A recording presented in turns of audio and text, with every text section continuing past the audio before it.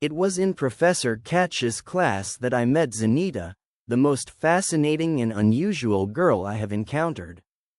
The first time I walked into Professor Katch's class, one looked around in the living room looking for an empty table to sit at and found 2 empty seats. In one of them were 3 beautifully bound volumes of the English translation and Yusuf Ali's commentary on the Holy Quran. Sat right there, burning with curiosity to find out who these volumes belonged. Just before Rabbi Katch's class start, a tall, slender girl, with a pale complexion framed by a thick dark brown hair sat next to me. Her appearance was so peculiar that I thought she was a foreign student from Turkey, Syria or some other country in the Near East.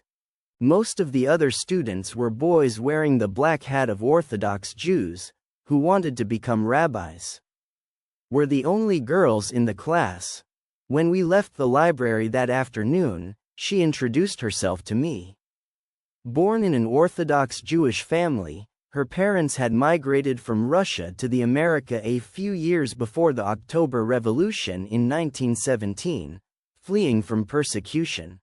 I noticed that my new friend spoke English with the care of a foreigner. She confirmed these speculations, saying that as her family and friends only spoke Yiddish she hadn't learned English until she started attending public school. She told me that her name was Zanita Lieberman, but recently, in an attempt to Americanize themselves, the parents had changed the name of Lieberman to Lane. Despite of being thoroughly instructed in Hebrew by her father as she grew up and also at school, he said he was now spending all his free time studying Arabic. However, without any prior notice, Zanita dropped out of class, and although I continued to attend all classes until the end of the year course, Zanita never returned.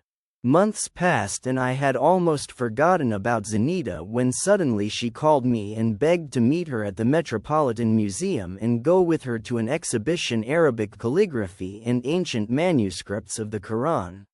During our visit to the museum, Zanita told me how she had hugged me Islam with 2 of its Palestinian friends as witnesses. I asked, "How did you decide become a Muslim?" He told me that he had left Professor Katch's class when he got sick with a severe kidney infection. His condition was so that his mother and father did not expect him to survive. One afternoon while burning with fever, I took my Holy Quran on the table next to my bed and began to read it, and while reciting the verses, touched me so deeply that I began to weep, and I knew then that it would be fine. As soon as I got strong enough to leave my bed, I called 2 of my Muslim friends and took the oath of the Shahada, or confession of faith. Zanita and I made our meals in Syrian restaurants, where I acquired a taste for this delicious kitchen. When we had money to spend, we ordered couscous, roast lamb with rice or a plate of delicious soup meatballs swimming in a sauce accompanied by pita bread. And when we had little to spend, we ate rice with lentils at the same time. Arabic style, or the Egyptian national dish of fava beans with lots of garlic and onions called ful. While Professor Katch told us, I compared in my mind what I had read in the Old Testament and in the Talmud with what was taught in the Quran and Hadith. I found Judaism so flawed that I converted to Islam. Were you afraid of not being accepted by Muslims? My growing sympathy for Islam and Islamic ideals has infuriated the other Jews he knew and thought he had betrayed them in the worst way possible. They used to tell me that a reputation like this could only be the result of shame of my ancestral heritage and an intense hatred for my people. I was warned that even if I tried to become a Muslim, I would never be accepted. These fears proved totally unfounded, since I was never stigmatized by any Muslim because of my Jewish background. Like this, I received an enthusiastic welcome from all Muslims as being part of the group. I did not embrace Islam out of hatred for my ancestral heritage or my people. I didn't want to reject, but accomplish. For me, it meant the transition from a parochial faith to a dynamic and revolutionary faith.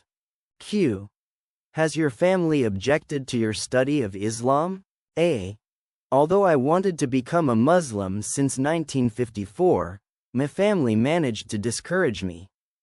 I was warned that Islam it would complicate my life because it is not part of the American scene, like Judaism and Christianity.